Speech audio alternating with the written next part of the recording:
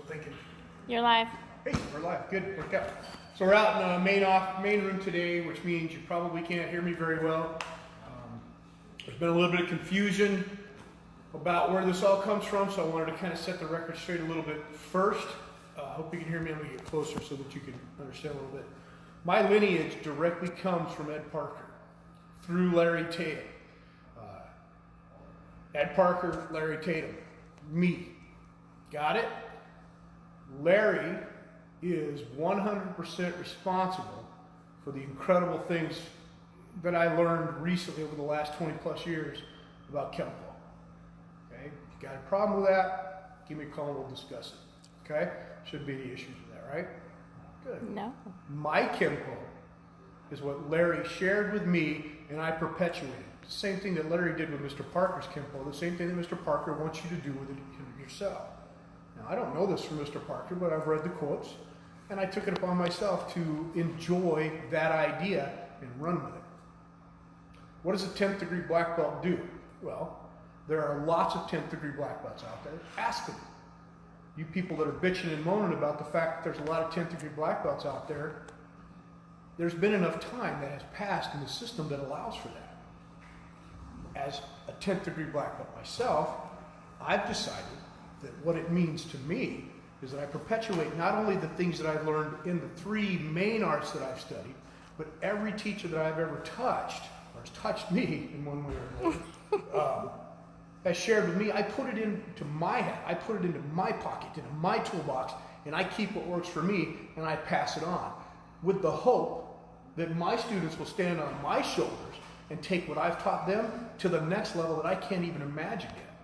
To hold them back and make them stick to a curriculum that may or may not be outdated in 10 or 20 years would be ridiculous in my idea.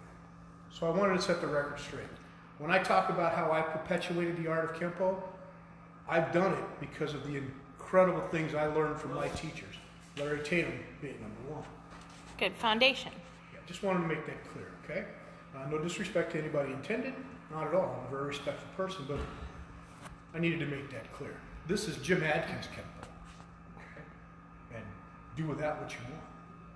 Our yellow belt requirements, we still use the LTKKA curriculum with a couple of alterations. What I did with the curriculum in my school is I took the techniques that appear in the katas and I put the techniques in the belt before the required kata. Say what you want about it, but we learned the techniques first, then we moved to the kata in the next belt and learned the techniques for the next kata, and so on. That gives my students a better foundation and an understanding of what the kata is actually about when we teach it. In Kung Fu, it's done differently. In Kung Fu, you learn the movement, not the application. The application becomes whatever you can make it at the time. There's no prescribed mannerism for this motion has to be a block and a strike. It's a movement that you choose for yourself to interpret. Remember wax on, wax off? I thought you would. So tonight what I'd like to do is give you I asked what their favorite technique, I asked 5 people what their favorite yellow belt technique was, and I got 5 different techniques. So we're just going to start with the first one, delayed sword, and then I'm going to explain to you what we require for yellow belt. And you can do with that what you want. I just thought this would be fun for you. So we're going to start with delayed sword.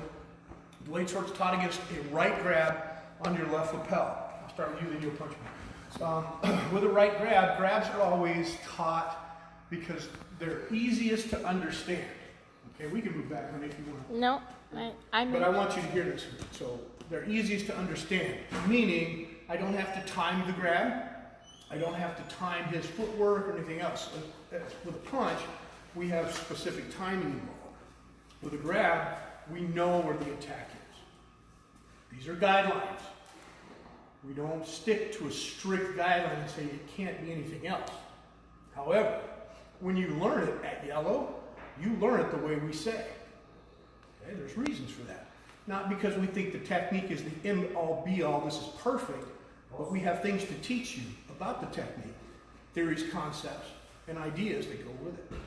So in delayed sword, you pin the hand. Why do you pin the hand? Regaining control of the situation. As you step back, you elongate the base of the person that's attacking you. You also buy yourself time by stepping back and avoiding the situation. Now, he's still there because we're tagging and pulling with us, right? Our first strike or block, if you, depending on what you inward hammer fist to the bicep. I don't care if somebody does it different, this is what we're doing. Why we do it is to put a little bit of weight into solidifying their stance, slowing down any step or kick that they might want to throw. If I move it in an outward position, I can actually draw that punch. We'll get to that in a second. But at yellow belt, we teach this, we teach the shifting the weight to a cat stance, kick the groin, he bends over. That way we can find the target. Kicking the groin, come to the side, Mr. Diddy. And the attack is high, and I've decided, okay, he's cocked his hand, whatever telltale signs this is, as a yellow belt, we teach the same move. Notice I didn't grab the hand as it came in and then hit it. I did the same movement and made my hand come across this direction. I'm not at the bicep now because we don't want to chase length. I teach to block higher up. We still shift to a cat stance. We still strike low so that the target moves toward us. We follow up with that chop and we do the same cross out. Delayed sword. Simple, effective technique. When you take it to the higher ranks, all of the Kempo concepts Mr. Parker loves and has taught people start to apply and come in. Double factoring, you name them, they're in there. Pick any angle you want, angle of entry, angle of attack, angle, they're all there. Okay? I don't even have to wait for the punch to do delayed sword. We'll talk about that later. Thank you. Delayed sword, one of our favorite, easiest techniques. Requirements for yellow. Sure, we have 10 to 15 techniques. Okay?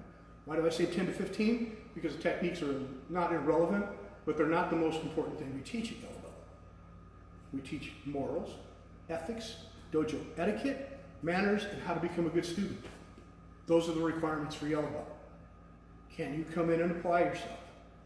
Do you give to the dojo what we give to you? Are you serious? Do you take home what we say and practice? Then come back with good questions and make it your own. Those are our requirements for yellow.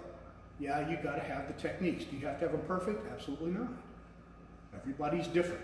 People are in here for different reasons. We tailor that to each individual student. I hope you do the same thing. I'm not a cookie cutter. I love colorful cookies. I'm not a cookie cutter martial arts instructor. I don't stamp people in the mold and say, okay, now you're just as good as somebody else. And I know you guys don't either. So I hope you enjoyed Delayed Sword. Come back Wednesday, we'll throw a couple more of our favorite yellow belt techniques in there, and then every week we'll go forward with the next belt. Okay, so that means next week is orange, and so on and so forth.